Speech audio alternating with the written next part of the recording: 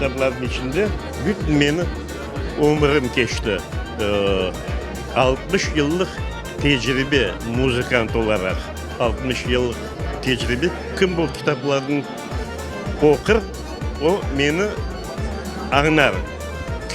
Kim okumaz, o beni bilmeyecek. Çünkü bunda psikolojiya var, bu yazıların içinde benim fikirlerim var, benim yüreğim var. Her şeyim bunda bu kitapların içinde.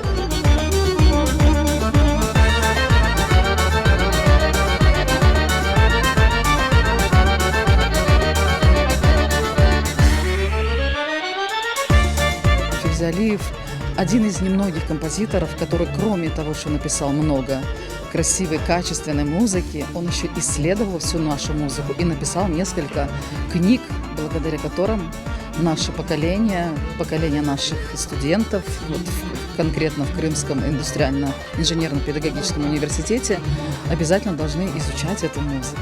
Менімce bu kitaplarda müzikалық критикаға esaslar koyuluna ve müzikалық kritika ilim olarak bizim çalgıcılarımızın işlerini ilerletmeye yardım edecek bir ilimdir. Untlayata seviyesine kelgen yıllar gayrıdan amelge geçirildi ve bugünkü günde Kenya'da onlar icra edilmeye başlandı.